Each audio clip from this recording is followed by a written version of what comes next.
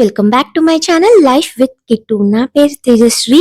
ఇంకా ఛానల్ లో చాలా వీడియోస్ ఉన్నాయి, ఒకసారి వెళ్ళి చెక్ చేయండి. వీడియో వచ్చేసరికి డే ఇన్ మై లైఫ్, అది కూడా దసరా ఫస్ట్ డే అన్నమాట. సో ఈ వీడియోలో నేను బేబీ ప్రొడక్ట్స్ ఇంకా కొన్ని విషయాలు షేర్ చేస్తూ ఉంటాను, చెక్ చేయండి.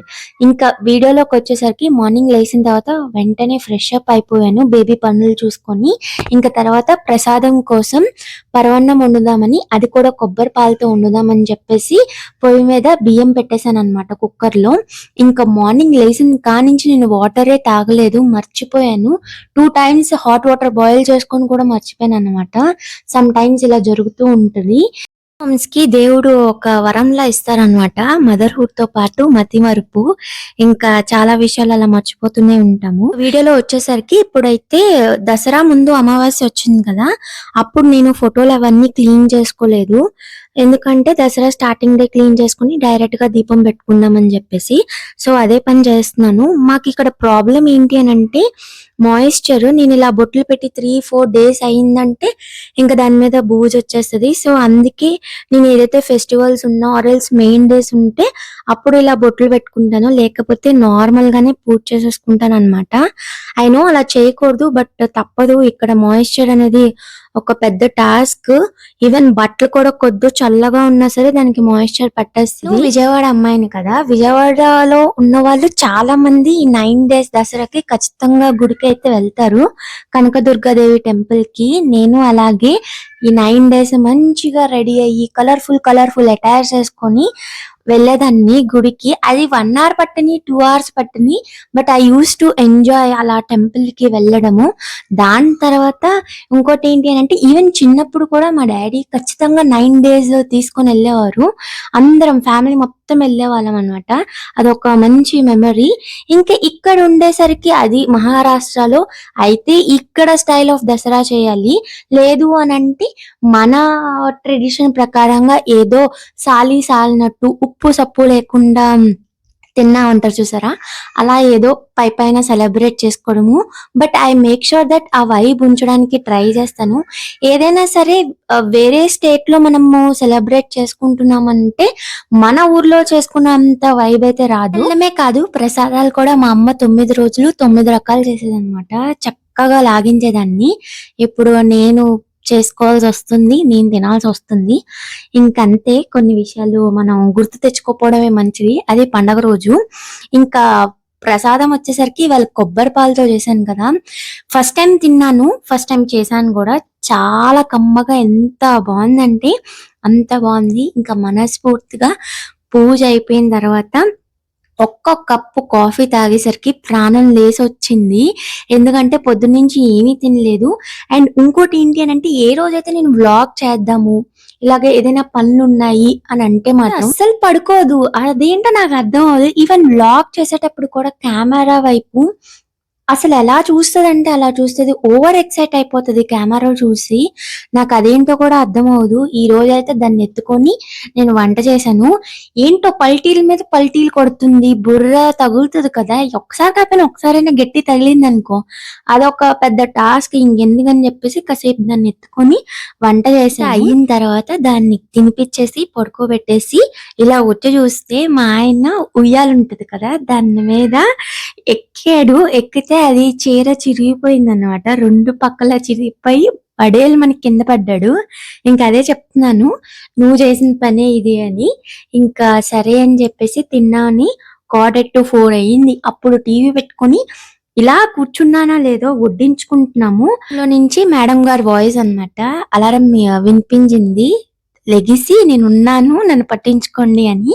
ఇంకేం చేస్తాము, కెమెరా చూసి ఇంకా నవ్వుతుంది లెగిసింది కాకుండా. అది పడుకోబెట్టి ఎంతసేపు అవ్వలేదు, ఒక 1/2 hour కూడా అవ్వాల, లెగిసిపోయింది. ఇంకా దాన్ని తీసుకొని వచ్చి రాకర్ చేలో వేసుకొని తింటున్నాము. నుంచి అది 4-5 pairs మార్చుద్ది బట్టలు. దాంతో పాటు నేను 2-3 pairs మార్చాలి. నేను దాన్ని తినిపించేటప్పుడు కానీ బర్ప్ చేపించేటప్పుడు కానీ నా మీద కూడా రెస్పెక్ట్ అవుతే నేను చేంజ్ చేస్తూ ఉంటాను. మా ఆయన అయితే అలాగే వదిలేస్తారు, అది వేరే విషయము. వచ్చేసరికి నా ఫేవరెట్ మెనూ బంగాళదుంప సోయాబీన్ అంటారు కదా, మిల్ మేకర్ కర్రీ చేసుకుని జీరా రైస్ చేసుకుని తింటున్నా అనమాట. ఈ మధ్య లేట్ గా తినడము, లేట్ గా పడుకోవడం అనేది చాలా కామన్ అయిపోతుంది. ఎంత కరెక్ట్ చేసుకోవాలనుకుంటున్నా అది అస్సలు కుదరట్లేదు. అలా అని మా బేబీ పరంగానే చెప్పకూడదు. నేను కూడా అస్సలు సరిగ్గా మేనేజ్ చేసుకోవట్లేదు. నా తప్పే. ఇంకా ఏమంటారు, యూట్యూబ్ అని చెప్పేసి లేదా కొన్నిసార్లు మూవీ అని చెప్పేసి చాలా టైం పాస్ చేస్తున్నాను. కరెక్ట్ చేసుకోవాలి. ఇంకా ఈ మంత్ ఎండ్ వచ్చేసరికి మేము ఒక దగ్గరికి ట్రావెల్ చేయాలి. అందుకని చెప్పేసి ఈ baby food grinding bowl first cry నుంచి తీసుకున్నాను. ఇది నాకు కాస్ట్ వచ్చేసరికి గుర్తులేదు. నేను అక్కడ ట్యాగ్ వేస్తాను చూడండి.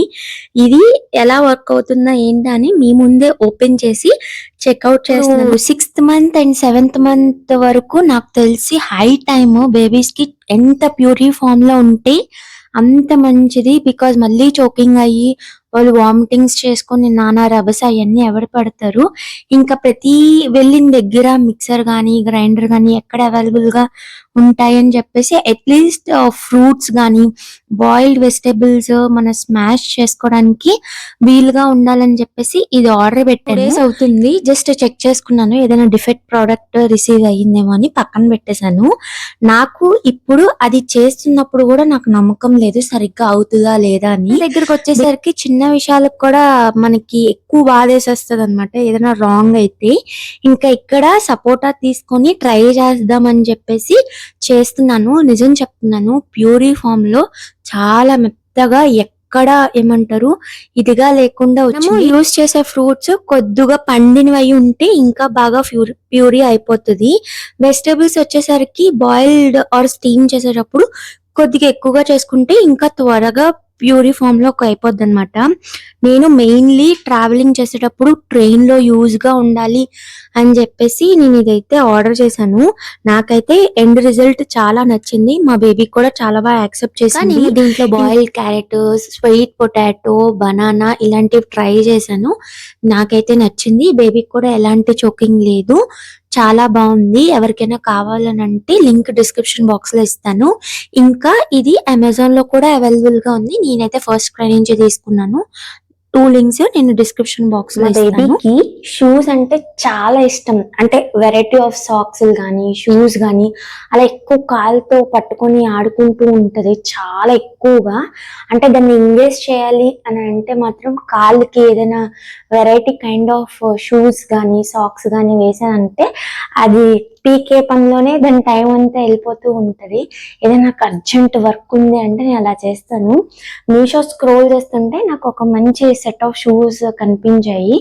అరౌండ్ షూస్ క్వాలిటీ ఎలా వస్తాయో ఏంటో అని అనుకున్నాను కానీ బట్ చాలా బాగా వచ్చాయి. మీకు చూపిస్తాను. See these are the shoes. Actually నేను చెప్తాను, నేను ఇక్కడ ఆఫ్లైన్ లో బయట బండి మీద పర్చేస్ చేశాను కానీ నాకు ఇలా టైట్ వచ్చేటట్టు మాత్రం రాలా. And I have ordered some big size. ఇప్పుడు యాక్చువల్లీ నేను మొన్నటి దాకా 3 to 6 months తీసుకునేదాన్ని. ఇప్పుడు డైరెక్ట్లీ 6 to 12 months తీసేసుకున్నాను మీషోలో. నిజం చెప్తున్నాను, చాలా బాగా నచ్చే క్వాలిటీ కూడా. మా బుడ్డదానికి ఈసారి ఎప్పుడైనా సరే నేను వేసినప్పుడు చూపిస్తాను. ఇప్పుడైతే మేడం గారు కాసేపు బొజ్జున్నారు. ఇది ఫైనల్లీ నాకైతే చాలా నచ్చింది. That's all for this video. ఎలా అనిపించిందో కామెంట్ బాక్స్ లో చెప్పండి. ఇంకా ఇంట్రెస్టింగ్ బ్లాగ్స్ వస్తున్నాయి. స్టే ట్యూన్, సబ్స్క్రైబ్ చేసుకోండి. బాయ్.